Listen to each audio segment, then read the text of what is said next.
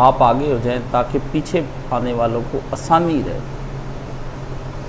پیچھے بیٹھ سکیں، ورنہ پھر وہ اگلی صفیں کراس کرتے آتے ہیں۔ پورے کریں نا آگے آ کے، بعد میں جماعت کے وقت الگ الگ ہو جائیں، آگے آ جائیں۔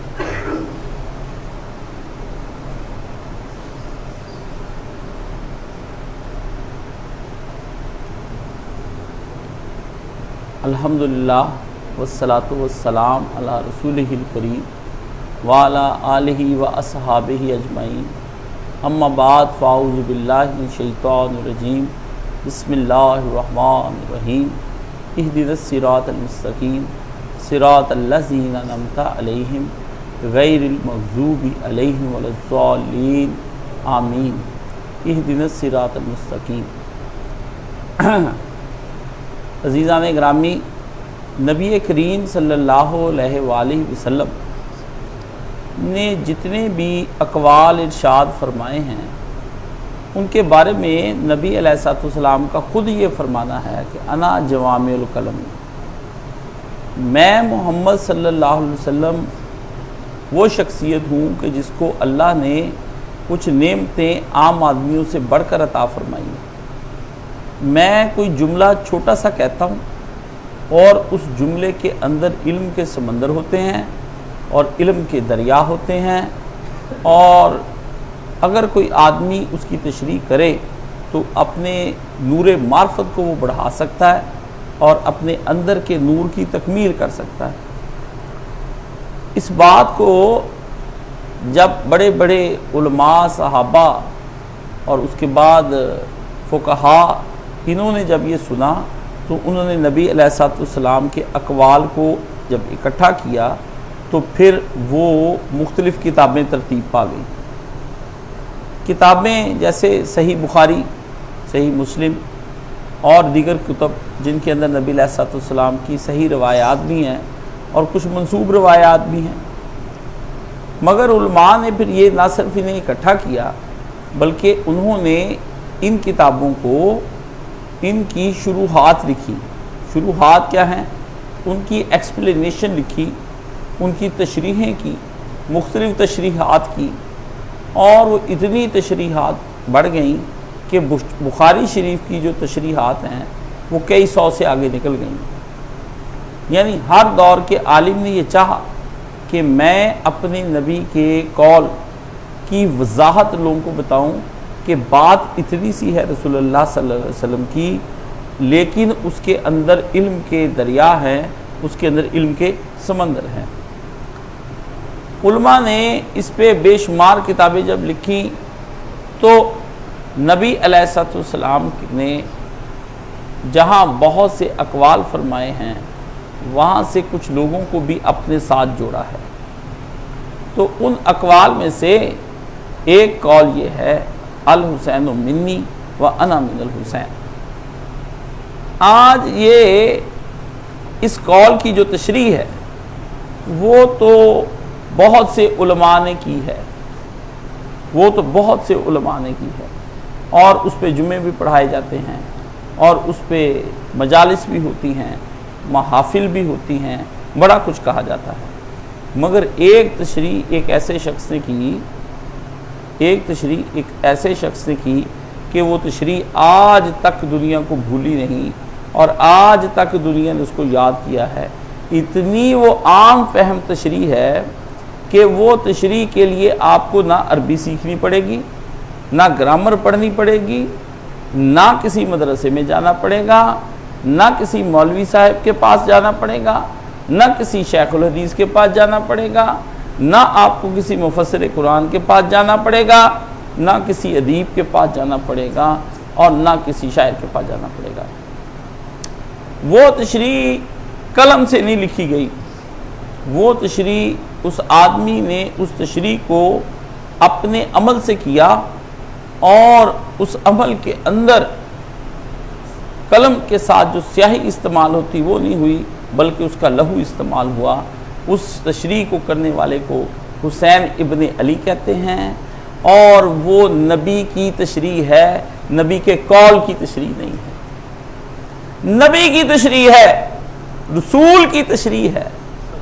ایک ہے قول رسول کی تشریح، ایک ہے فعل رسول کی تشریح، ایک ہے پیغمبر کی تشریح۔ اگر کسی آدمی نے دیکھنی ہے تو اس کو حسین ابن علی کہتے ہیں۔ حسین شرع رسول خدا صلی اللہ علیہ وآلہ وسلم ہیں۔ نبی علیہ السلام اپنی زندگی میں جب اپنی اللہ کی طرف سے نبی بنے اور نبوت کے مقام پر جس وقت وہ فائز ہوئے تو اس پر اللہ تعالیٰ نے آپ علیہ السلام کو دنیا کا پیشوا بنایا، دنیا کا عالم بنایا، دنیا کا ہادی بنایا، آپ کو رہنما بنایا، آپ کو امام بنایا کہ دنیا رسول کے پیچھے چل کر نیکی کے راستے پر چلے، اور یہ خدمت اللہ تعالیٰ نے اپنے نبی کے سپرد کر دی۔ تو اللہ نے جب اپنے نبی کو یہ امامت دی اور یہ جب نبوت دی، جب یہ رسالت دی تو اپنے فضل کی پوری تکمیل کر دی، جس کا قرآن مجید میں آتا ہے الیوم اکملت لکم دینکم واتممت علیکم نعمتی۔ یہ رسول نہیں ہے، یہ نعمت ہے۔ جب اس رسول کی تم تشریح پر آؤ گے تو یہ دین بن جائے گا، اور جب تم دین کی طرف آؤ گے تو تم فلاح پا جاؤ گے۔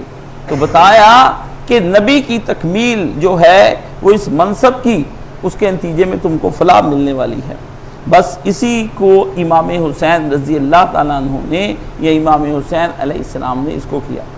امام حسین نے رسول کے اس منصب نبوت و رسالت کو جو دنیا کی امامت کے لیے بنا تھا، اس کو لے کر کے اپنا فرض پورا کرنے کی کوشش کی۔ انہوں نے کہا جیسے میرے نبی اپنی جگہ پر ان کو اللہ کی طرف سے اپوائنٹ کیا گیا تھا، اسی طرح مجھ کو بھی چاہیے کہ نبی جاتے وقت یہ کہہ گئے ہیں کہ میں تم لوگوں پر قیامت کے روز گواہ کے طور پر لایا جاؤں گا، اور تم لوگ دوسرے لوگوں کے اوپر گواہ کے طور پر لائے جاؤ گے کہ تم نے دین ان کو پہنچا دیا تھا یا نہیں دین پہنچایا تھا۔ ایسے میں امام حسین رضی اللہ تعالی عنہ جو ہیں، انہوں نے نبی علیہ السلام کے اس منصب کی طرف دیکھا، اور وہ جو لوگوں پر گواہ بننا تھا وہ امام حسین رضی اللہ تعالیٰ عنہ نے اس فریضے کو سر انجام دیا۔ اس لیے جو لوگ یہ کہتے ہیں کہ امام حسین کو امام نہیں کہنا چاہیے، ہم ان سے گزارش کرتے ہیں 2 رکعت کا ہی امام نہیں ہوتا، جو 20-25 ہزار پہ آپ جس کو دے کر امام بنائیں وہ تو بن جائے آپ کے حرام پیسوں سے امام، آپ کے سود کے پیسوں سے امام، آپ کے ریالوں کے پیسوں سے امام، آپ کے درہم و دیناروں سے جو امام بن جائے، اور جو اللہ کے نبی کے منصب نبوت و رسالت و امامت کو اپنی ڈیوٹی سمجھ کر سر انجام دے اور اس کو آپ امام نہ کہیں۔ امام کعبہ بھی ہے، امام ابو حنیفہ بھی ہیں، امام احمد بن حنبل بھی ہیں، امام شافعی بھی ہیں، امام اوزاعی بھی ہیں، امام سفیان ثوری بھی ہیں، امام سفیان عزینہ بھی ہیں، امام اسحاق بن راہوے بھی ہیں، اور بڑے امام غزالی بھی ہیں جو کہتا ہے غزالی کہ ذکر حسین کرنا جو ہے وہ جائز نہیں ہے۔ یہ غزالی ایسا امام ہوا ہے۔ یہ کتابیں اور فلسفے اور ان کی چیزیں پڑھنے سے یہ نہ کہیں کہ یہ لوگ بڑے بڑے لوگ اس جگہ پر آ کر بہک گئے اور پھسل گئے ہیں۔ ہاں تو یہ لوگ تو امام ہوں جو کتابیں لکھ کے اور رکھتے پڑھا کے امام بن جائیں، اور جو دین کی خاطر جان دے اور اپنا سارا کچھ قربان کر دے، اور اصلی امامت کا جو حقدار ہو امام کہلائے جانے کا، اس کو آپ امام نہ کہیں۔ یہ کوئی ہماری منطق میں نہیں آتا۔ آپ نے دنیا داری کی اور فرقوں کی اور مسالک کی جو ایک فصل بوئی ہوئی ہے، جو آپ کی دنیا ہے، اس کی منطق میں تو یہ کہیں آ سکتا ہے، کیونکہ آپ اپنے تعصب کی اینک سے اس لفظ امام کو دیکھتے ہیں اور اس لفظ علیہ السلام کو دیکھتے ہیں۔ دن رات ایک دوسرے کو السلام علیکم کہتے ہیں کہ تم پر اللہ کی سلامتی ہو، اور اگر ہم کہہ دیں کہ امام حسین کو علیہ السلام کہ ان پر اللہ کی سلامتی ہو، تو آپ کہتے ہیں یہ جائز نہیں ہے، آپ کی عربی کمزور ہے یا آپ کا عقیدہ کمزور ہے، دونوں میں سے ایک چیز تو باطل ہے جس کی وجہ سے آپ اس طرح کے فتوے شائع کرتے ہیں۔ تو عزیزو، امام حسین علیہ السلام نے اپنے اس منصب کو، اپنے اس عہدے کو پہچانا، اور اپنے اس عہدے اور منصب کو پہچاننے کے بعد انہوں نے اپنے اس فریضے کو سر انجام دینے کی کوشش کی۔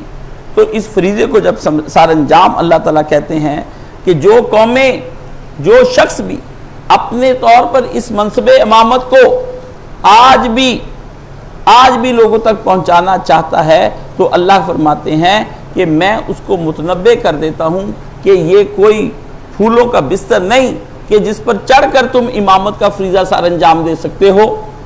آج کوئی نوجوان دین کا کام کرنا چاہتا ہے تو اس نوجوان کے لیے اس میں سبق ہے کہ وہ یہ دیکھے اس میں کہ وہ اگر دین کا کام کرنا چاہتا ہے تو دین کا کام یہ کیسا ہے۔ دو باتیں یاد رکھیں، دین کا کام دنیا کا عظیم الشان کام ہے، یعنی یہ معمولی کام نہیں ہے۔ اگر کوئی آدمی دین کا کام سر انجام دیتا ہے، کوئی کسی کی دین میں معاونت بھی کرتا ہے، دین پہنچانے میں اس کا ساتھ دے رہا ہے، تو یہ پہلی بات وہ سوچ کر اس آدمی کے ساتھ ملے، یا وہ آدمی جو دین کا کام خود کرنا چاہتا ہے وہ سوچ کر اس راہ پر قدم رکھے کہ یہ کوئی معمولی کام نہیں ہے۔ اس کام سے بڑے بڑے لوگ بھاگ گئے ہیں، ان کو استقامت نہیں ملی، بڑے بڑے لوگ اس کام کو چھوڑ کر چلے گئے ہیں، تو وہ کس کھیت کی مولی ہے؟ اور جو بھاگ جاتے ہیں اور چھوڑ جاتے ہیں اللہ کو ان کی کوئی فکر اور پرواہ نہیں، بڑے لوگ آتے ہیں اور بڑے لوگ جائیں گے، یہ اللہ ان سے وہ کام لینا نہیں چاہتا۔ عزیزو، جب کوئی کام کرنا نہیں چاہتا تو دوسرا پھر اس کو کام پہ رکھنا بھی نہیں چاہتا ہے۔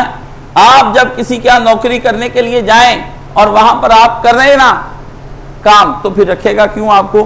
تو یہ جو کہتے ہیں ہم کہ اللہ اس سے کام نہیں لینا چاہتا، اس سے مراد ہے چونکہ وہ کرنا نہیں چاہتا، اس لیے اللہ تعالیٰ زبردستی کسی کو اپنا نوکر رکھنا نہیں چاہتا۔ فرمایا کہ جو بندہ اس کام کو کرنا چاہتا ہے وہ دو باتیں اپنے ذہن میں رکھ لے، یہ کام دنیا کا افضل ترین کام ہے، اتنا بڑا کام ہے، اتنا بڑا کام ہے کہ اس کام جیسا کوئی نہیں ہے۔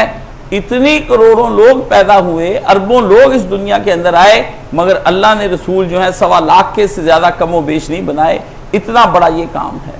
کیونکہ ہر آدمی کے بس کی بات نہیں ہے کہ وہ ایٹم بم بنا لے، یہ عبد القدیر خان مرحوم کا ہی کام تھا کہ وہ ایٹم بم بنا گیا، ورنہ لڑکے تو آپ کے بھی کیمسٹری پڑھتے ہیں، لڑکے تو آپ کے بھی فزکس پڑھتے ہیں، میتھ تو ان کو بھی آتا ہے، کیمیکل ریاکشنز کو وہ بھی سمجھتے ہیں، فزکس کی ساری میتھیالوجی اور اس کی میتھڈالوجی دونوں کو وہ سمجھتے ہیں، تو پھر ان کو ایٹم بم کیوں نہیں انہوں نے آج تک بنا لیا؟ وہ تو چھوٹا سا بم کیا، وہ چھوٹی ماچس نہیں بنا سکتے تو بم کیا بنائیں گے؟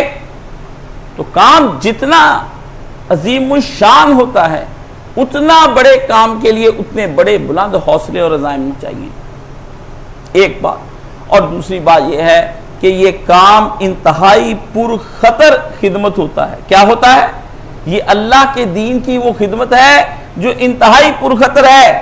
یہ فلاحی کام کرنے سے یہ خدمت سر انجام نہیں دی جا سکتی کہ لوگوں کے گھر میں آٹا بھیج دو، کبھی کبھی ان کو صدقے کی بوٹیاں کھلانے کے لیے 2 بیل ذبح کر کے دنیا کو کھلا دو، ہاں کبھی کبھی تم ختم شریف دلا دو، ایک محفل کرا دو نعت کی، ایک مجلس کرا دو، ہاں رسول اللہ کا عید میلاد النبی منا لو، ہاں یہ کوئی ایک آدھ کانفرنس کر لو، نہیں تو چند تراویاں تو رکھی ہوئی ہیں آپ نے کہ ان تراویوں کو جب چاہو جیسے چاہو ادا کر کے شبینے میں یا پھر رمضان شریف میں اس قرآن مجید کا حق ختم کر دو۔ یہ نہیں، بہت زیادہ ہوا تو وہی تراویاں سننے کے لیے خانہ کعبہ چلے جاؤ، 2 عمرے کر لو، 1 حج کر لو، کچھ اللہ کی راہ میں مسجد بنا دو، اور پھر اللہ اللہ خیر صلاح مرکز کو کرا دو، ترتیب دے لو، کسی جامعہ کو بنا لو۔ یہ کام اس طرح سے نہیں ہوگا، نہ یہ ہسپتال بنانے سے آپ کا کام ہوگا، نہ خواتین کو سلائی مشینوں سے، نہ سیلانی بنانے سے کہ لوگوں کو روٹیاں کھلا دو، نہ آپ لوگوں کو پناہ گاہیں بنانے سے کہ حکومتیں پناہ گاہیں بنا دیتی ہیں، اس میں یہ کام ایسے نہیں ہوگا۔ یہ پرخطر خدمت ہے، ڈینجرس سروس، یہ پرخطر خدمت ہے۔ یہ قدم قدم بلائیں، یہ سواد کوئے جانا، جنہیں زندگی ہو پیاری وہ یہیں سے لوٹ جائیں، وہ لوٹ جائیں۔ یہ پرخطر کام ہے، اس لیے اس پرخطر کام کے لیے جس کسی نے بھی اس کام کا بوجھ اٹھانا ہے اس پر مصائب بارش کی طرح برسیں گے، اس پر مصائب بارش کی طرح برسیں گے جو دیندار بننا چاہتا ہے اور آگے دین کو پھیلانا چاہتا ہے۔ تو جناب امیر المومنین علی ابن ابی طالب علیہ السلام اور رضی اللہ تعالیٰ عنہ کرم اللہ وجہہ کو کسی آدمی نے پوچھا، کہا یا علی میں آپ کا محب ہوں، مجھے آپ سے بہت محبت ہو گئی ہے۔ تو فرمایا پھر بس اب آزمائشوں کے لیے خود کو تیار کر لے۔ نبی علیہ الصلوۃ والسلام کی یہ حدیث بھی غالباً ہے، بھی آپ علیہ الصلوۃ والسلام نے فرمایا جو آدمی دین کی کام کرے گا اور ہم سے پیار کرے گا، مصیبتیں اس کی طرف اس طرح آئیں گی جیسے نشیب کی طرف پانی چلا جاتا ہے، اس طرح اس کی طرف بڑھ کر کام لائیں گی۔ اس لیے کوئی آدمی اگر دین کا کام کرنا چاہتا ہے تو وہ سخت آزمائشوں میں ڈالا جائے گا، سخت نقصانوں میں ڈالا جائے گا۔ وہاں اس آدمی کو صبر، حوصلہ، استقلال، استقامت، ثبات، مضبوط قدمی کے ساتھ تمام مشکلات کا مقابلہ کرنا ہوگا۔ جب وہ یہ سارے مقابلے کر لے گا تو جس طرح دنیا کے اندر اس آدمی پر مصائب کی بارش ہوئی ہے، اسی طرح روز حشر اس پر عنایت کی بارش ہو جائے گی، عنایات کی بارش ہو جائے گی۔ فرمایا دنیا میں یہ مصائب تم کو نظر آتے تھے، ذرا دیکھو تو صحیح، یہ مصائب کی بارش اب عنایات کی بارش ہو رہی ہے۔ سلام قول من رب رحیم کی بارش، فرشتوں کو کی اس کو سلامی کی بارش، موت کے وقت راحت کی بارش، قبر میں سوال جواب کی آسانی، قبر خود ٹھنڈی، بڑی پر رونق اور وسیع، اور اس کے ساتھ نرمی والا معاملہ، اور اس پر وہاں پر رزق کے دروازے کھولے جائیں۔ اللہ کی بارگاہ میں جائے گا تو نامہ اعمال کو بند حالت میں نکال دیا جائے گا کہ ہم نے تجھ کو بخش دیا، ہم نے پوچھنا ہی نہیں کہ تو نے کیا کیا ہے۔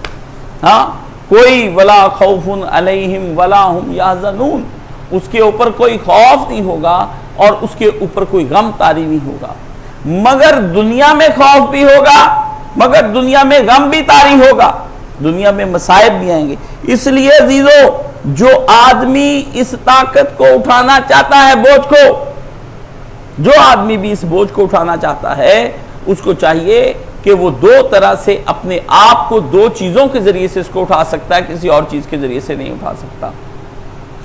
اب عزیزو، اس میں ہم دیکھتے ہیں امام حسین نے اپنے آپ کو اس مقصد کے لیے اختیار کیا اور اپنے آپ کو پیش کیا، جیسا کہ میں نے پچھلی دفعہ کہا کہ جیسے اس نوجوان لڑکے نے اپنے آپ کو پیش کر دیا کہ تم مجھے اللہ کے نام پر پتھر کے تیر کے ساتھ مارو گے تو میں مر جاؤں گا۔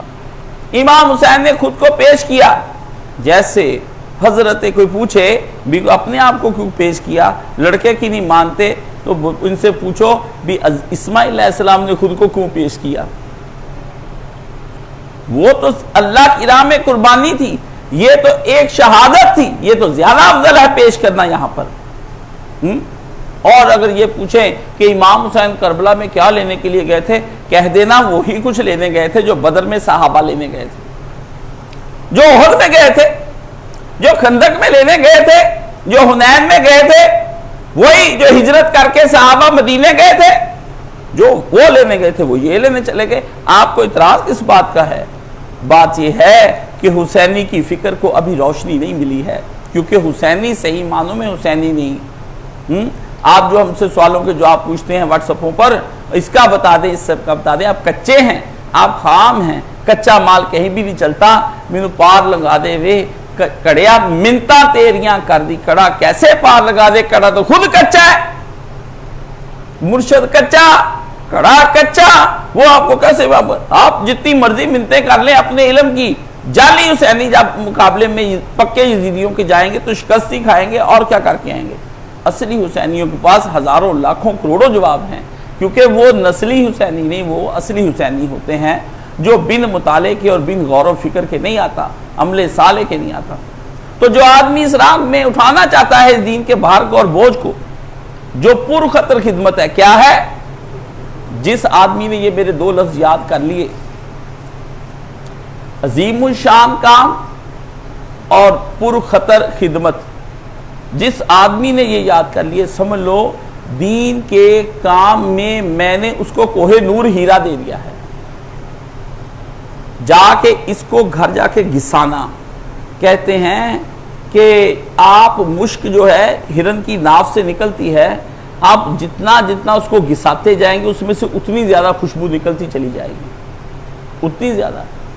تو یہ میں نے آپ کو مشک دیا ہے کہ آپ اس کو لے کر کے اس خوشبو کو جتنا گھسائیں گے آپ کو نظر آئے گا کہ یہ ایک تو کام عظیم الشان ہے، ہلکا بندہ اس کو ہاتھ نہ ڈالے، دنیا پرست ہاتھ نہ ڈالے، دولت پرست ہاتھ نہ ڈالے، وہ بھی نہ ڈالے جس کے پاس وقت نہیں ہے، وہ بھی نہ ڈالے جس کے پاس وقت نہیں ہے، وہ لوٹ جائے، یہ اس کا کام نہیں ہے۔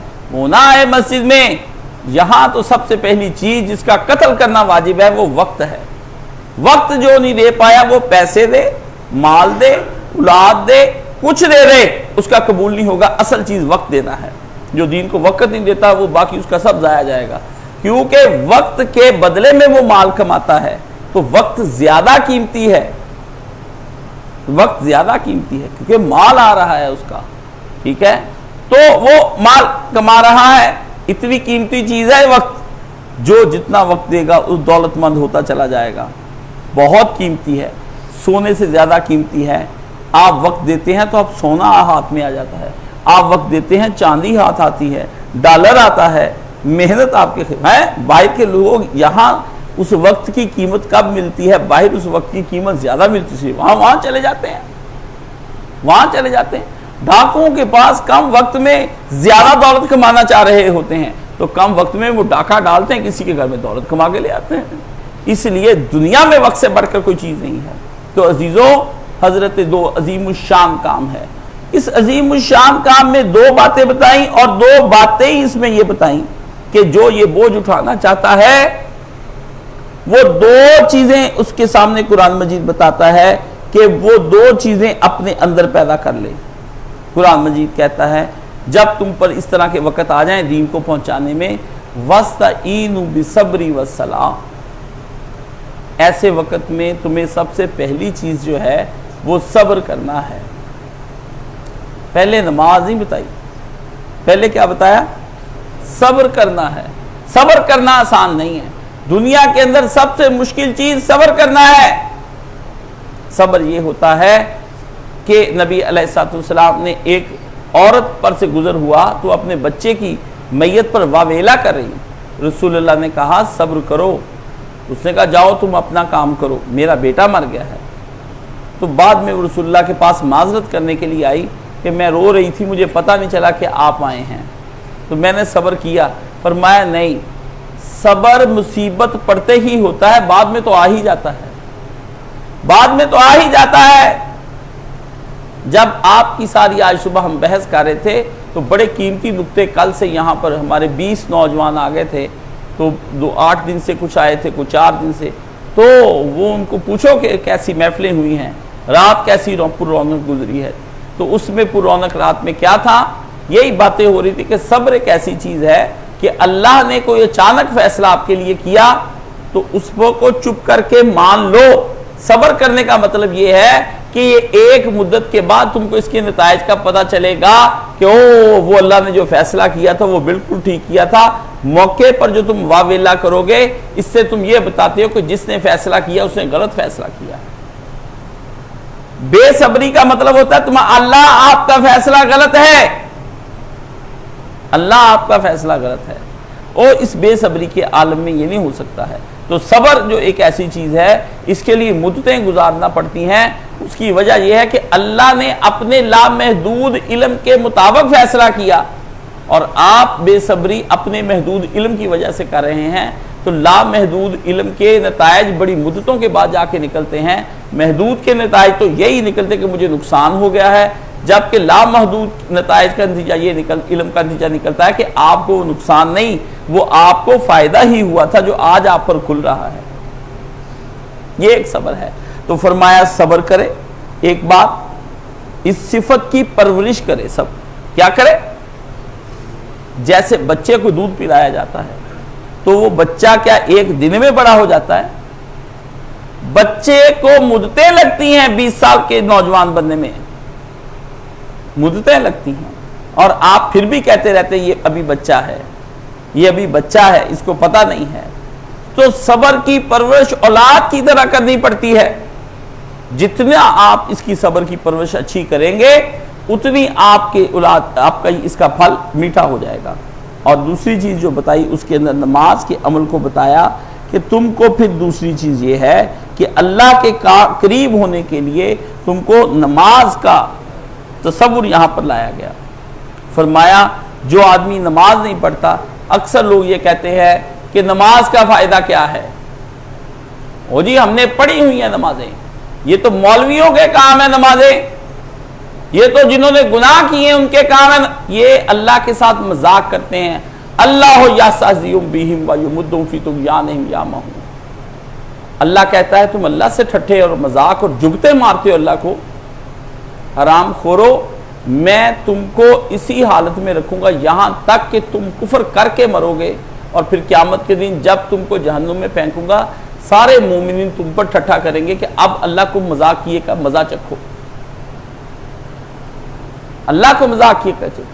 قرآن میں واضح ہے کہ کافروں مومنوں تم دونوں اس جہنم میں کیوں آئے ہو، تو صاف اللہ نے کہا کہ وَلَمْ نَكُ مِنَ الْمُسْلِمِينَ مصلیین، ہم نماز نہیں پڑھا کرتے تھے، ہم نماز نہیں پڑھا کرتے تھے، مسلمان تھے اس لیے جہنم میں۔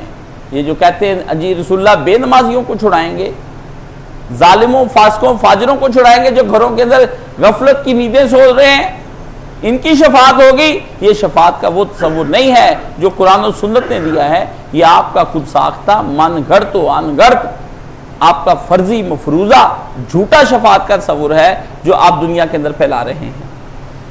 اگلی بات، نماز جب تک نہیں آپ پڑھیں گے، اور اس میں ہم نے اس دفعہ جو اہتمام کیا ہے، ہم نے یہاں پر نماز کا جو اہتمام اشراق کا بھی اس دفعہ کیا، چاشت کا بھی کیا، کل انشاءاللہ صلاۃ الخسوف، صلاۃ الکسوف، صلاۃ الاستسقاء، صلاۃ الحاجات، یہ کل آپ کو سب پڑھنی سکھائی جائیں گی، کیونکہ اب ہمارا جو گروپ ہے وہ نوجوان لڑکوں کا اتنا مضبوط ہو گیا ہے جس سے مجھے میرے دل کو تسلی آئی ہے کہ 15-20 یہ نوجوان جو ہیں یہ اب نماز پڑھیں گے، کیونکہ وہ 3 تھے اور چوتھا ان کا کتا، یہاں تک کہ وہ 8 سے 9واں ان کا کتا، اس سے بڑھ کر نہیں، 2 4 5 نوجوان استقامت دکھا جائیں اگر دین کے معاملے کے اندر، دین بہت بلندیوں پر چلا جاتا ہے، قوموں کی نصیب اور تقدیریں بدل دی جاتی ہیں، یہ دین کا کام ہے۔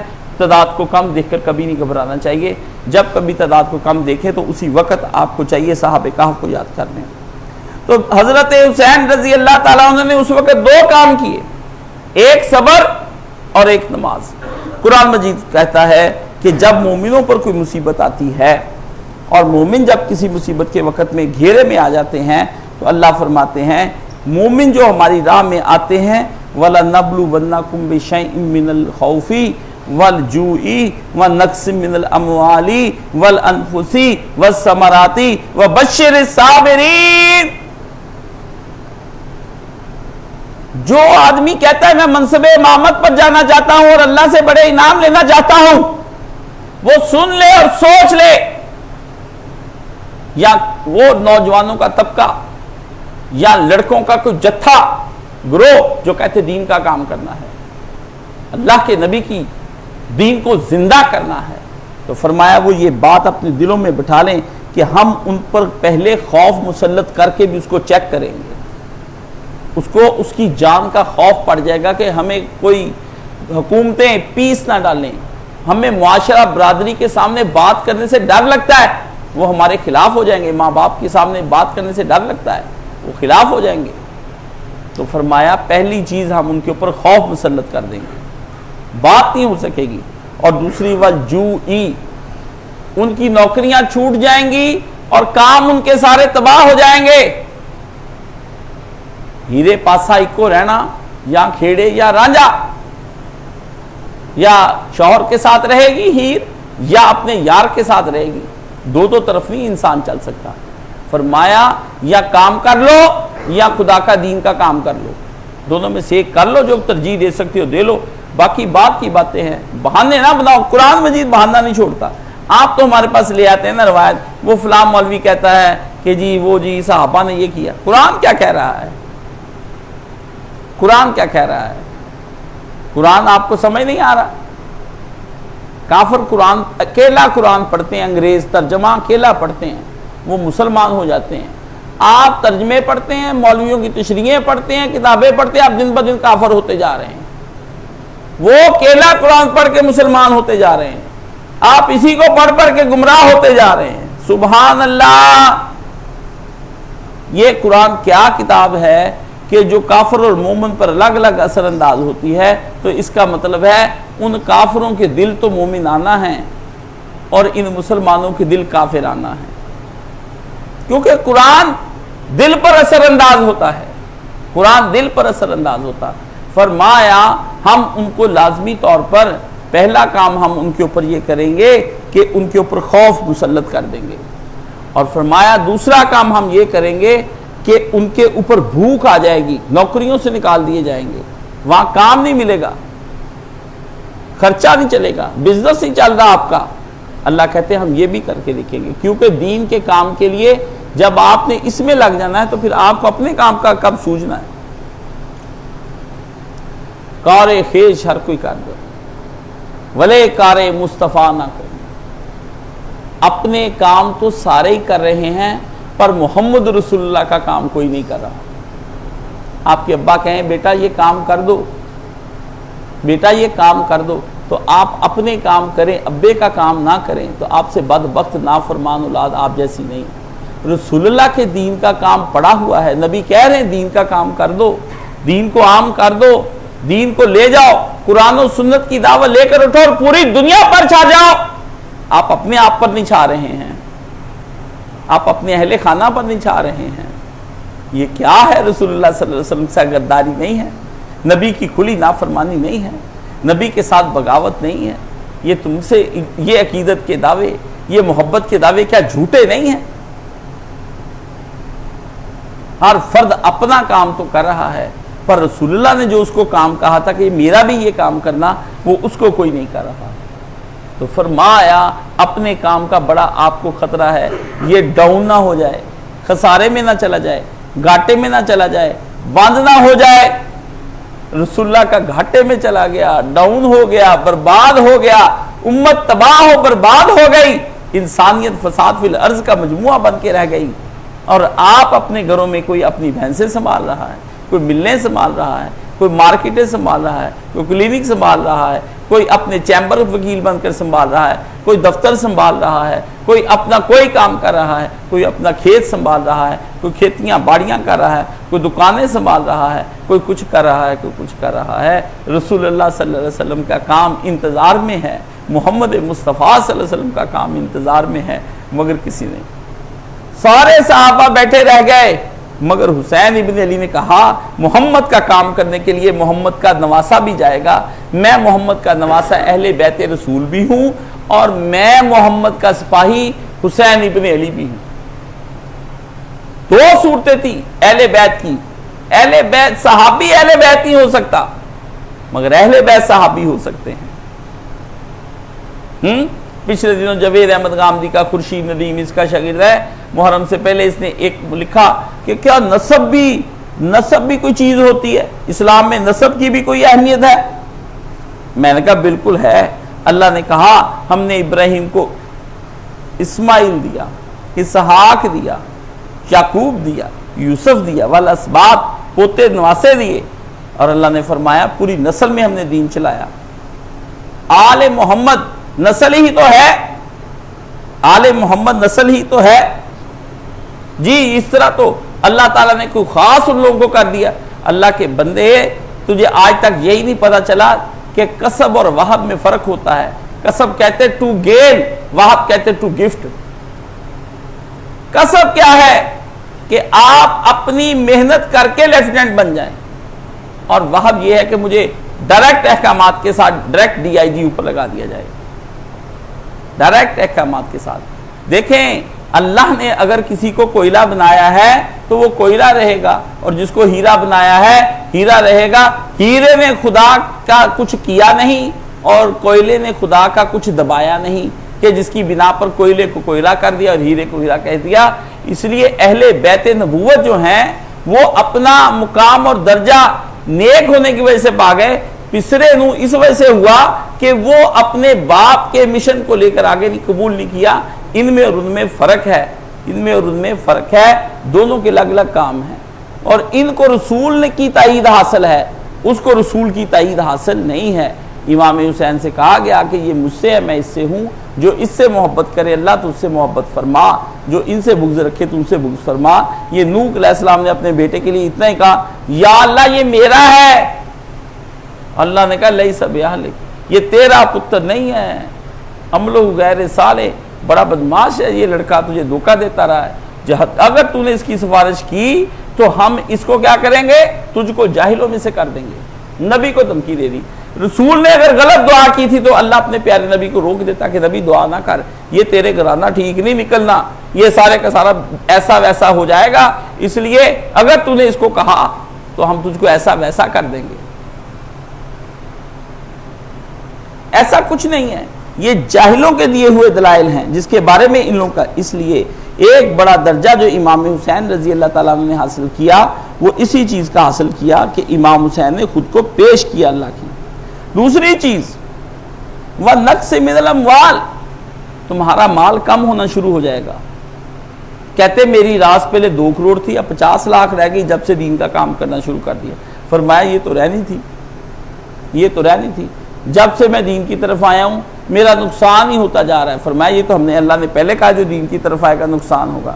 کچھ لوگ اللہ کے دین کو صرف اس لیے قبول کرتے ہیں کہ اس سے پیسے بڑھیں گے، میرے سے تعلق اس لیے ہے اس سے یا رزاقوں والا وظیفہ لیں گے، واللہ خیر الرازقین کا وظیفہ لیں گے، اللہ یرزق من یشاء بغیر حساب والا وظیفہ لیں گے، تہجد کے وقت میں اتنا پڑھیں گے تو 10 کروڑ آئے گا، 2 لاکھ کا فائدہ ہو جائے گا، پلاٹ بک جائے گا، کپڑا بک جائے گا، مال بک جائے گا۔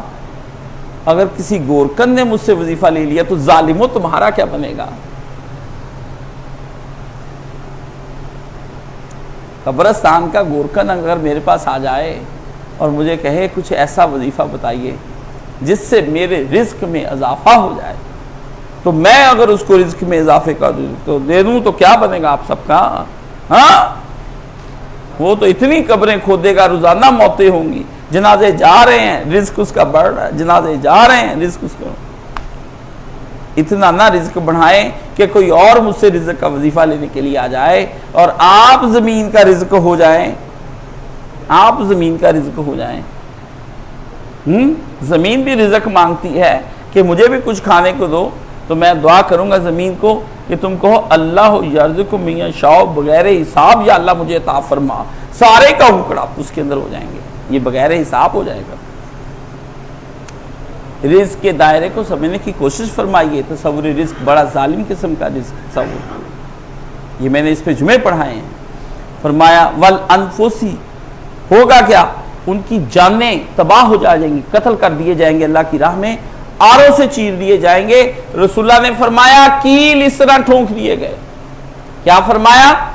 کیل ٹھونک دیے گئے، اس طرح کر کے باندھا سا، اس طرح کیل ٹھونک دیے گئے، ماتھے پہ دماغ پہ، کھولتے تیلوں کے اندر ڈال دیے گئے، چمڑیاں ادھیڑ دی گئیں جیسے گھال آپ اتارتے ہیں اپنے جانوروں کو۔ رسول نے فرمایا اس طرح امتیں جو ہیں آزمائشوں میں ڈالی گئی ہیں، دین ایسے نہیں آپ کے سامنے آ گیا۔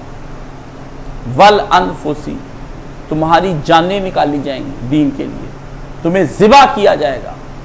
اور پھر آگے فرمایا والثمرات، روٹی پانی بند ہو جائے گا، عیش و عشرت جاتی رہے گی۔ والثمرات، پھلوں کے ذریعے سے، پہلے پھل ہوتے تھے، باغ ہوتے تھے، ان کے کھجوروں کے باغ ہوتے تھے، تو فرمایا تمہاری پروڈکٹس ساری بند ہو جائیں گی، dairy farms, fruits, vegetables, seeds and Benz,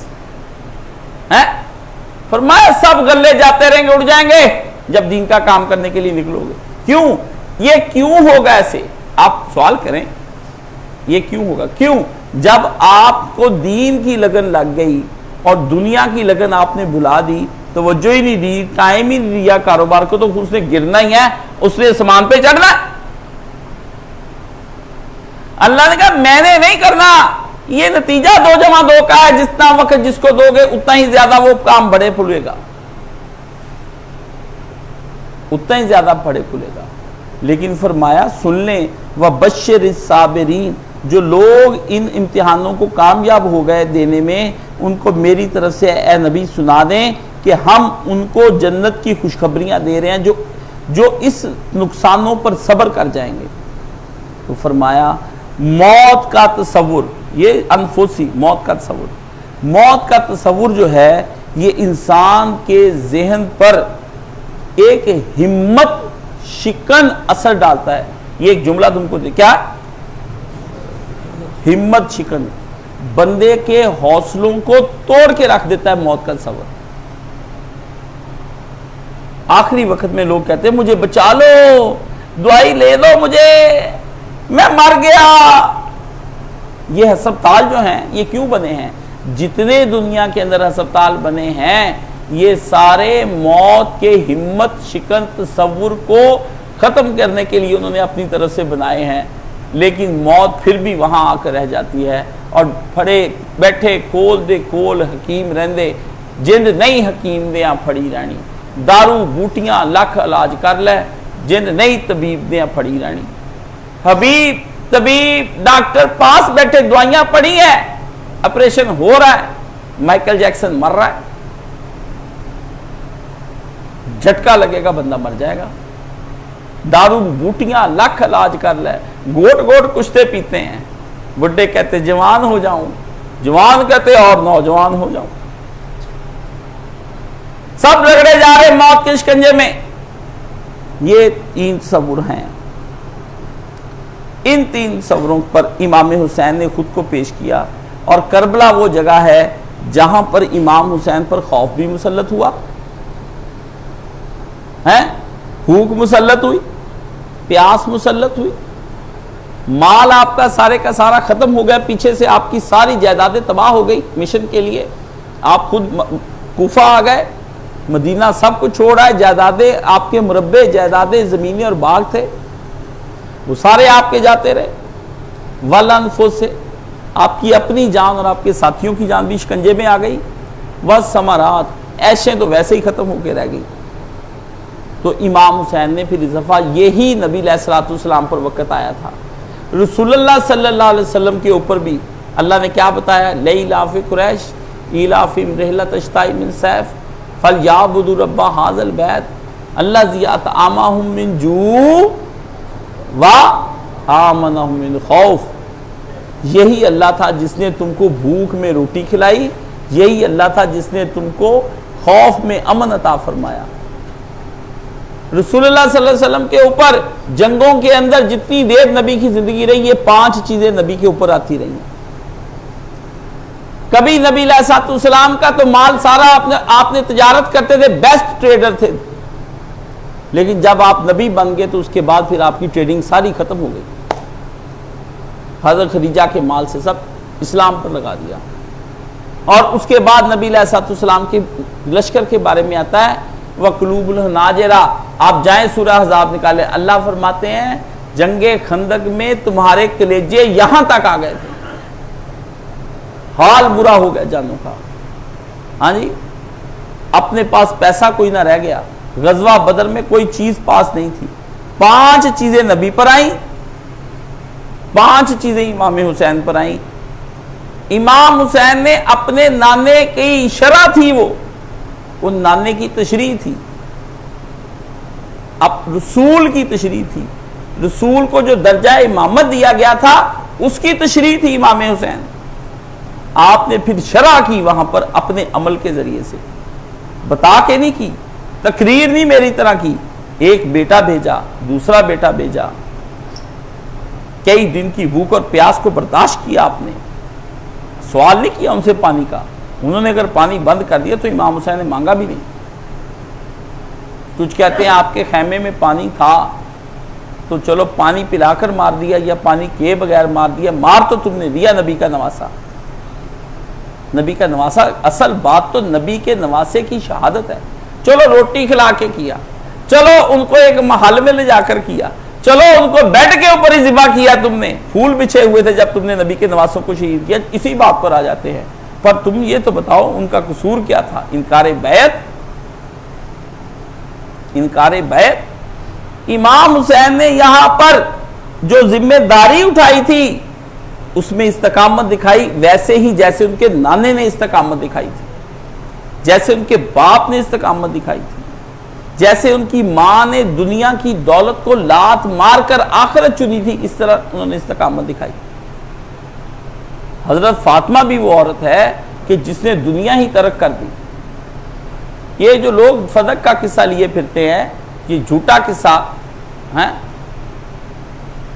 مجھے تو اس سے گھن آتی ہے۔ سیدہ خاتون جنت اس طرح کی چیزوں میں نہیں آئی۔ جب ان کو ان کے باپ نے ایک دفعہ کہہ دیا تھا کہ بیٹی غلام نہ لے، مجھ سے تسبیحات فاطمہ لے لے، اس کے بعد سے سیدہ خاتون جنت نے کس سے سوال دراز نہیں کیا کہ تم مجھے یہ دو، مجھے وہ دو۔ وہ تو دینے والی تھی، یہ کہتے ہیں مانگنے گئی۔ مجھے شرم آتی لفظ مانگنے کا استعمال نہ کیا کریں، ایسی باتیں مجھے شرم آتی ہے۔ میں اس لیے کہتا ہوں آپ اٹھ جائیں میری مجلس سے، آپ اس قابل نہیں کہ اس خاتون کے بارے میں بات بھی کر سکیں۔ نہ مانگا، دیا ہے اہل بیت رسول نے، مانگا کچھ نہیں آج تک۔ تو یہ درمیان میں اگر تو امام حسین نے خود کو پیش کیا حضرت اسماعیل کے ذریعے سے، اور اسلام بزدلوں کا دین نہیں ہے، انہوں نے بتایا حسینی بزدل نہیں ہوتا، اور نہ بلا وجہ کا نہ ڈر ہوتا ہے۔ اگر شجاعت اوپر کو نکل جائے، یہ بھی اسلام کو ناپسند ہے، ایسے ہی تلواریں لہراتا پھرے، مارتا پھرے۔ شجاعت انسان کے اندر ریزرو رکھی ہوئی طاقت ہے، بہادری، یہ صرف نیکی کے کام کے وقت باہر نکلتی ہے۔ بدکاری کے وقت نوجوان جرت نہیں کرتا بدکاری کرنے کی۔ جرت ایک ایسی چیز اور شجاعت اور دلیری ایک ایسی چیز ہے جو ایک مومن کے دل میں رہتی ہے، یہ نکلتی اسی وقت ہے جب دین پر عمل کرنا ہو یا دین کی حمایت کرنی ہو۔ یہ گناہ کے وقت دلیری نہیں نکلتی، کسی کا مال کھاتے نہیں نکلتی، زنا کرنے کے لیے دلیری نہیں نکلتی، شرابیں پینے کا نام دلیری نہیں ہے، جوئے کھیلنے کا نام، گولیاں چلانے کا نام، شادیوں پر فائرنگیں کرنے کا نام دلیری نہیں ہے۔ اس کو دلیری نہیں کہتے، اس کو کہتے ہیں تہور، اوور کلیور، اوور ہو جانا، اوور ہو جانا۔ گاڑی اوور ہو جائے تو گاڑی تباہ ہو جاتی ہے، چلتی نہیں ہے۔ دلیری اوور ہو جائے تو مومن کی دنیا بھی تباہ اور اس کی آخرت بھی تباہ ہو جاتی ہے۔ فرمایا امام حسین نے کیا، اور آپ مقام عدالت پر اس وقت کھڑے تھے۔ عدالت کہتے ہیں عدالت کہتے ہیں اور اعتدال کو آپ نے اپنی دلیری سنبھالی تھی، 9 تک سنبھال کر بیٹھے رہے، 10 کو بھی آپ بیٹھے رہے، زیادہ دلیری نہیں دکھائی، جنگ لڑی اور پوری شجاعت کے ساتھ لڑی۔ اس لیے اقبال نے نہیں کہا سبق پڑھ پھر عدالت کا، شجاعت کا، لیا جائے گا کام تجھ سے دنیا کی امامت کا۔ اس نے بھی امام حسین کو امام کہا ہے۔ امامت کا کام، دنیا تجھے رہنما مانے گی، دنیا تجھے مانے گی، اور جس کو دنیا رہنما اللہ بنا دیں گے وہ حشر کے دن اعلیٰ مقاموں پر ہوں گے۔ فرمایا امام حسین کی جو امامت ہے وہ منصوص من اللہ نہیں ہے، اکتسابی ہے۔ شیعہ کیا مسئلہ چلتا ہے کہ اللہ نے امام بنایا، اگر اکتسابی جو ہے یہ زیادہ محنت سے حاصل کرنی پڑتی ہے۔ امام حسین نے اس کو گین کیا ہے اپنی طاقت پر، اپنے علم پر، اپنی شجاعت پر۔ امام حسین نے اپنے آپ کو منوایا کہ میں امام ہوں، منوایا ہے۔ جب کوئی میجر جاتا ہے کسی جگہ پر تو وہ اپنے آپ کو منواتا ہے۔ یہ اکتساب کرنا یہ ایک بہت بڑا درجہ ہے۔ تو سید نے اپنی، سید اہل شباب الجنہ نے اپنی امامت کو، اگر وہ سید کہلاتے ہیں نا، جنت کے سردار کہلاتے ہیں، تو انہوں نے اپنے اعمال سے محنت کی ہے۔ اکتساب کمال کے درجہ ہے۔ اکتساب کیا ہے؟ کمال ہے۔ کمال اس میں نہیں کہ میں آپ کو پیسے دے دوں، کمال اس میں ہے کہ آپ اپنی محنت سے کما کر اپنے آپ کو کچھ بنا لیں۔ امام حسین نے اکتساب کیا اپنے اعمال کی وجہ سے، اس لیے خورشید ندیم کا دماغ موٹا ہے، غامدی کا کھوتا ہے، تو دونوں موٹے اور کھوتے دماغ کے آدمی امام حسین پر اعتراض کرتے ہیں۔ نسب، اللہ کسی کو اچھا نسب عطا فرما دے تو یہ اللہ کی بہت بڑی نعمت ہے، شرف نسب عطائی ہے۔ ہیرے کو ہیرا بنا دیا تو ہیرے کو اپنے ہیرا بنانے پر اللہ کا شکر ادا کرنا چاہیے۔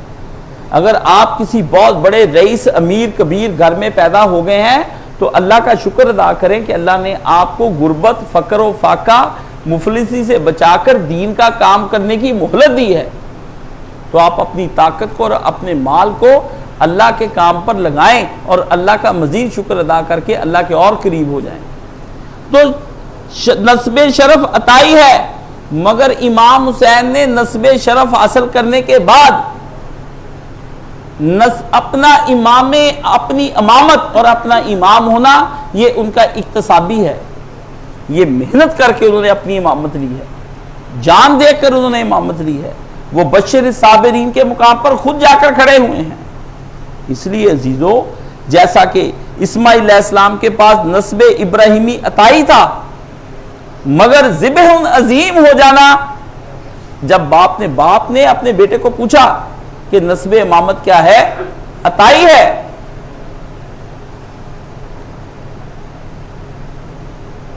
اگر آپ کو ہمارا جمعہ مناسب نہیں نکلتا تو آپ باہر جا کے بیٹھ جائیں، ہم جمعے میں کسی کو بولنے نہیں دیتے،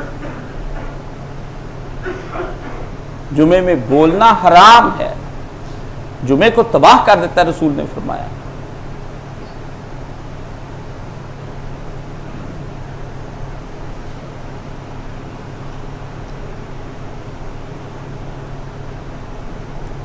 تو میں گفتگو میں یہ کہہ رہا تھا کہ اسماعیل علیہ السلام حضرت ابراہیم علیہ السلام کے بیٹے ہیں، اللہ نے یہ شرف ان کو عزت عطا فرمائی کہ تم ابراہیم علیہ السلام کے بیٹے ہو، مگر بیٹے نے جب یہ کہا کہ ابا جی آپ مجھے ذبح کر سکتے ہیں،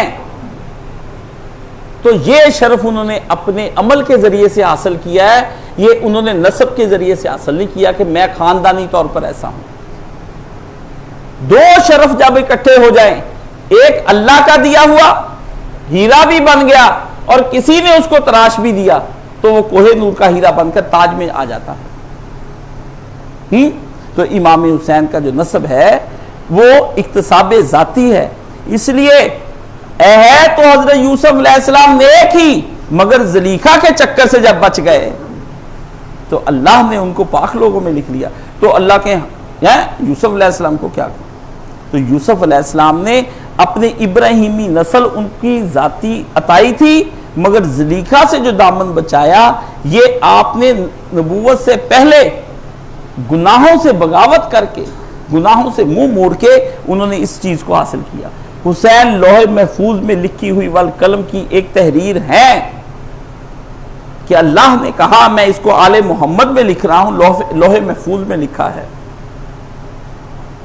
نون والقلم وما یسطرون، اس قلم کی قسم کھاؤ، اس کو گواہ بناؤ جس سے تقریر تیرے رب کے علم لکھا۔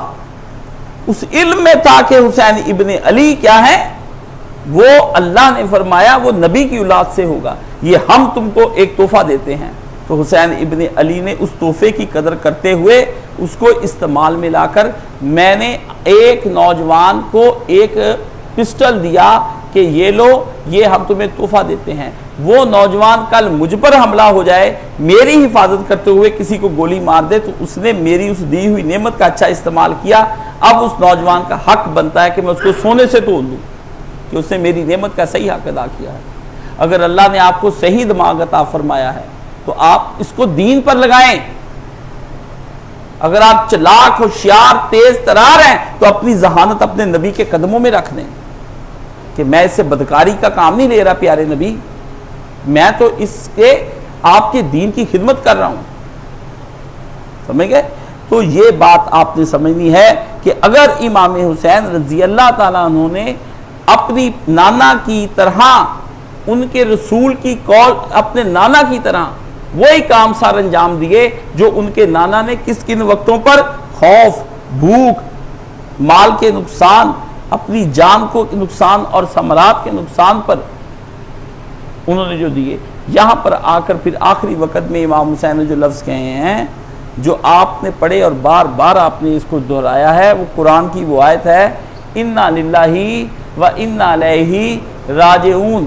کیا بتایا کہ اے میرے اللہ، دو باتیں اس کے اندر کہیں کہ ہم اللہ ہی کے ہیں، اس لیے جو چیز بھی ہماری اللہ کی راہ میں قربان ہوگی وہ گویا اپنی ٹھیک مصرف وہی بنتا ہے، ادھر ہی خرچ ہونی چاہیے تھی، اس لیے ہم نے اللہ ہی کو دے دی، اللہ ہی کو دے دی، جس کی چیز تھی اسی کے کام آ گئے۔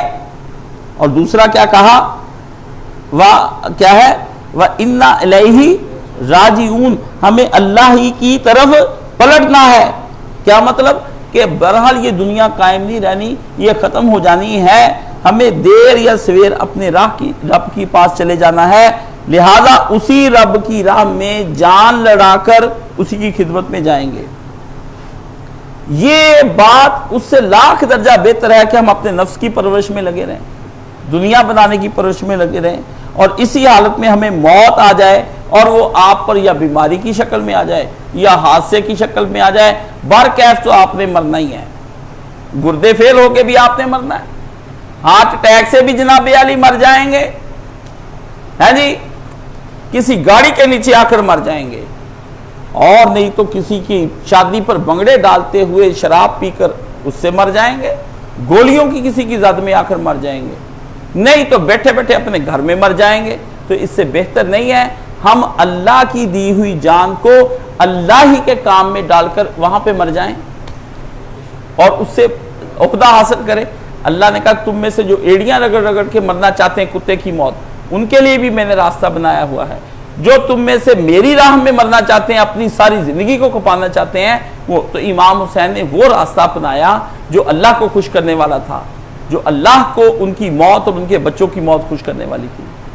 تو عزیزو، امام حسین کیا ہیں؟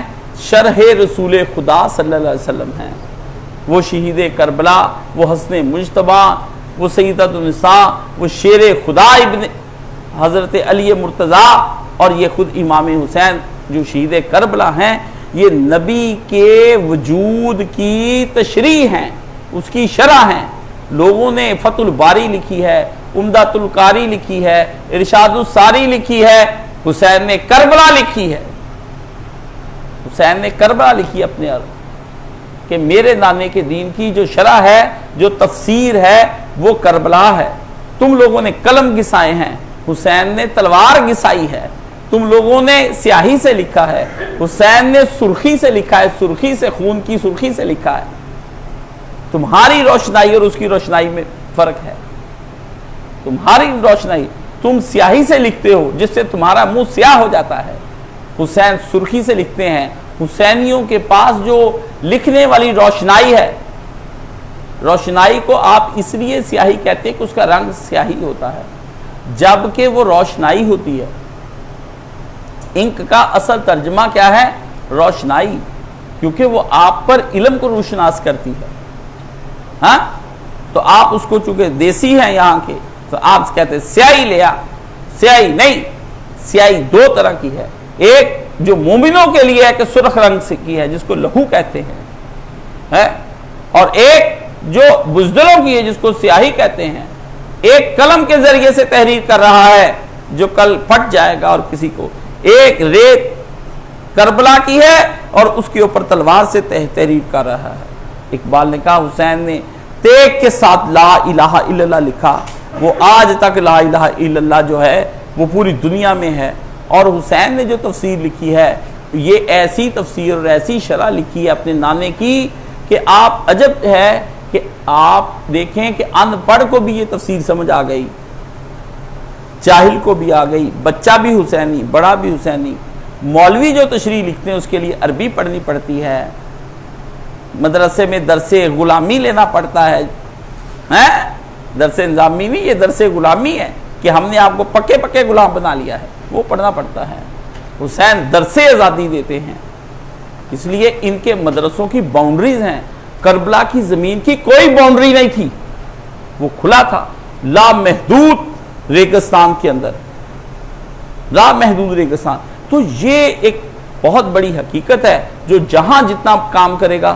ایک آدمی دیواروں کو پھاڑ کر کھلے عام دیواریں ہی نہیں کام کر رہا ہے تو اس کا کام بھی لامحدود۔ ایک کمروں اور حجروں میں بند ہو کر کام کر رہا ہے، اس کا بھی کام بند۔ اس لیے آج میرا خیال ہے کہ آپ کو الحسین منی و انا من الحسین کی ایک اور شرح سمجھ آ گئی ہوگی۔ اللہ سے دعا کریں اللہ مزید اتنی شرح مجھے سمجھائے، میں آپ کی نظر کروں۔ وآخر دعوانا ان الحمدللہ رب العالمین۔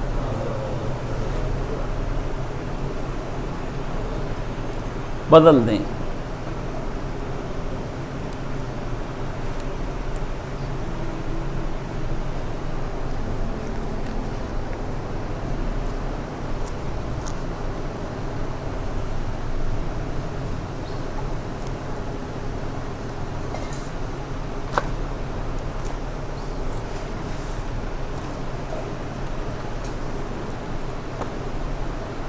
اللہ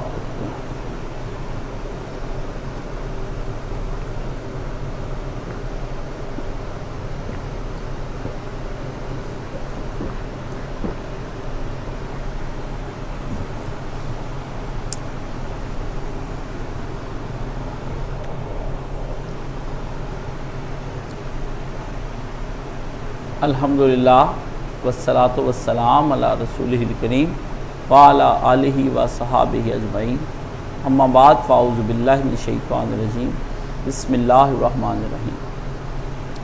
ہمارے یہ ہجرت فی سبیل اللہ کا جو پروگرام ہے، اس میں آنے والے سارے مہمانوں کو خوش آمدید۔ آپ وہ لوگ ہیں جن کو اللہ نے اپنے دین کے لیے چن لیا ہے، اور اس پر اللہ کا جتنا بھی شکر بجا لائیں کم ہے۔ اگر آپ آگے ہیں، اس پر اترائیں نہیں، اس پہ متکبر نہیں ہونا کہ ہمیں چن لیا گیا ہے۔ اس میں عاجزی بنتی ہے کہ آپ کو اللہ نے نوکری پہ رکھ لیا ہے، آپ کو اپوائنٹمنٹ لیٹر بھیجے ہیں، کال لیٹرز آگے اللہ کی طرف سے، آئیے ہماری ویکینسیز خالی پڑی ہیں، اگر آپ چاہیں تو ان پہ بیٹھ جائیں، اگر آپ چھوڑ کر جانا چاہتے چلے جائیں۔ تو جو لوگ یہاں آئے ہیں، یہ حشر کے دن ان اجروں کو جب پائیں گے تو یہ اس وقت مجھے ڈھونڈتے پھریں گے کہ تم نے ہمیں 3 دن کی بجائے 20 دن کا اعتکاف کیوں نہیں کرایا۔ اس میں رسول اللہ صلی اللہ علیہ وآلہ وسلم کی طرح عشاء کی نماز کے بعد ہم سو جاتے ہیں، بوقت تہجد 1:30 بجے رات کو ہم اٹھتے ہیں، وطر ادا کرتے ہیں، باجماعت سکھائے جاتے ہیں آپ کو کہ نبی نے وطر کیسے پڑھے ہیں، فجر پڑھائی جاتی ہے، کھانا کیسے رسول اللہ صلی اللہ علیہ وسلم نے کھایا، جانوروں کی طرح شادیوں پر جو کھانا کھاتے ہیں اس طرح نہیں، ایک کھانے پر کس طرح نبی نے اکتفا کیا، ایک مد میں پانی، یہ ایک چلو میں نبی نے پورا وضو کیا ہے، آپ 2-2 لیٹر پانی چلا کر وضو کرتے ہیں، وہ سکھایا جاتا ہے۔ جس امت کو اپنے نبی کی ابتدائی چیزوں کا علم نہیں، وہ بڑے جہاد کیا کرے گی اور بڑے کام جا کر کیا کرے گی۔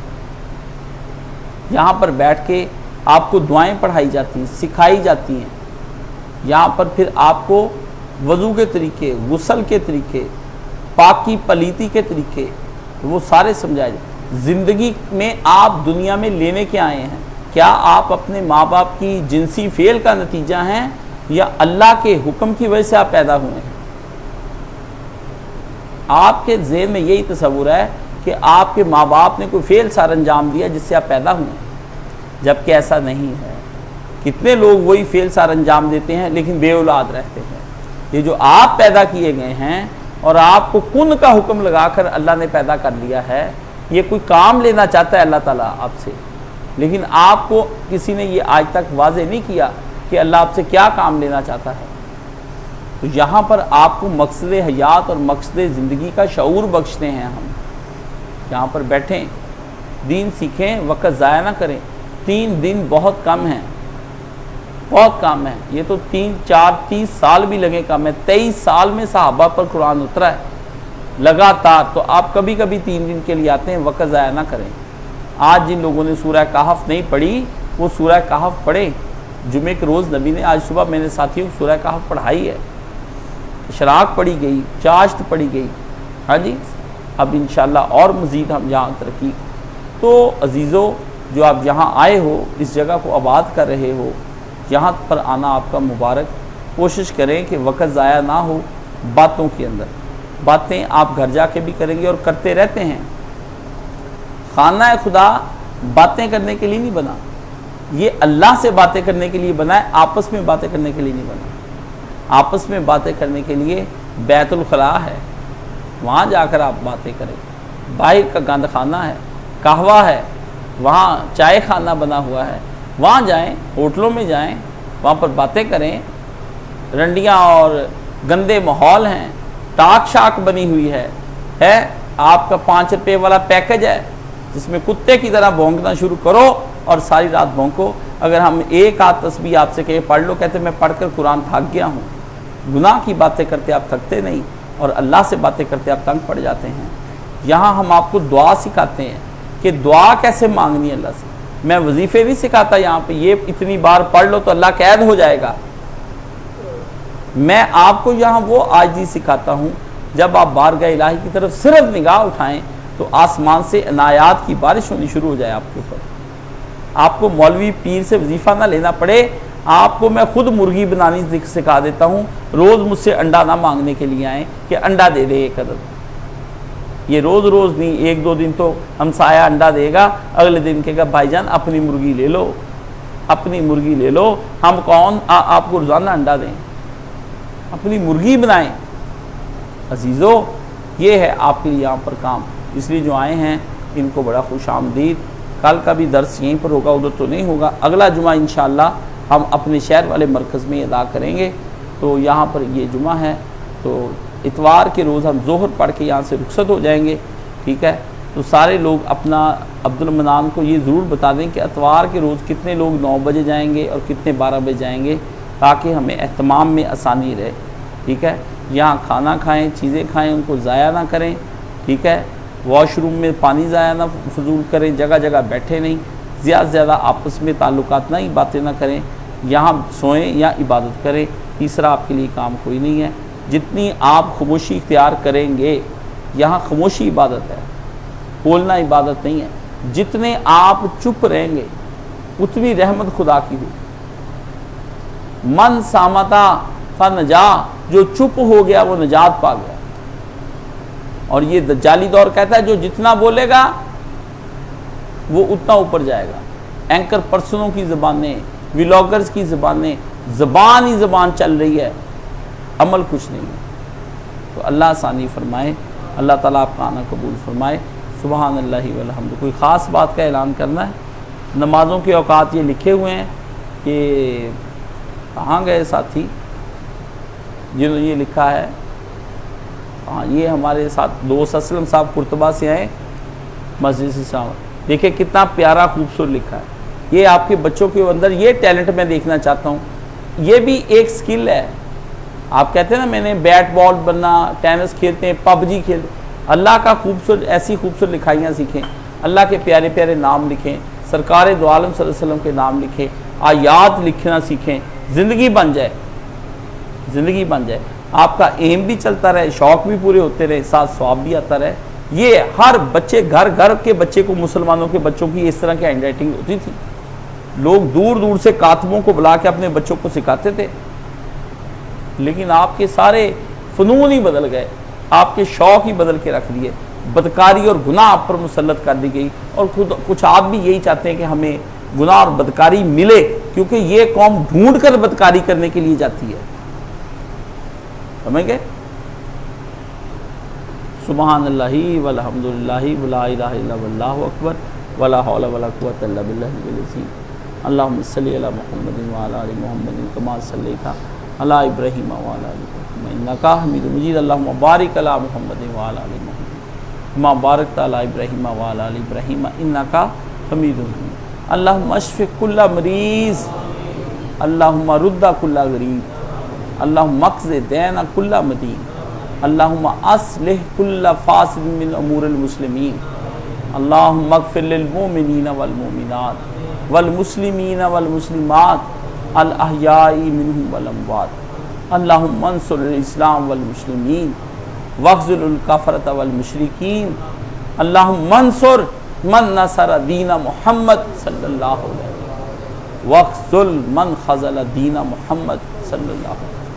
ان اللہ یامر بالعدل والاحسان وایتاء ذی القربی وینہی عن الفحشاء والمنکر والبغی یعظکم لعلکم تذکرون۔ نماز کے بعد یہاں پہ کھانا ہے، جن ساتھیوں کے پاس یہاں پر اپنے برتن ہیں وہ برتن جو ہیں وہ نکال کے لائن میں لگ کے چلے جائیں، کھانا جلدی ہی کھا کے فوری طور پر واپس یہاں پر آ جائیں، ٹھیک ہے؟ تو انشاءاللہ العزیز تعلیم کا سلسلہ ساتھ ہی شروع ہو جائے گا۔ ہم اثر پڑھ کے تعلیمات بہت زیادہ ہیں، کام زیادہ کرنے والا ہے، اس لیے جلدی آ جائیں، ٹھیک ہے نا؟ یہاں نہیں، باہر بیٹھ کے اپنا کھانا کھائیں اور چیزیں نیچے نہ کھانے والی گرے، اپنا اپنا برتن لے کے ٹائملی، وہ ادھر باورچی خانے کے پاس آنا ہے نا سامنے، ادھر ہی سارے چلے جائیں، اٹھ جائیں، اپنی صفیں سیدھی فرما لیں۔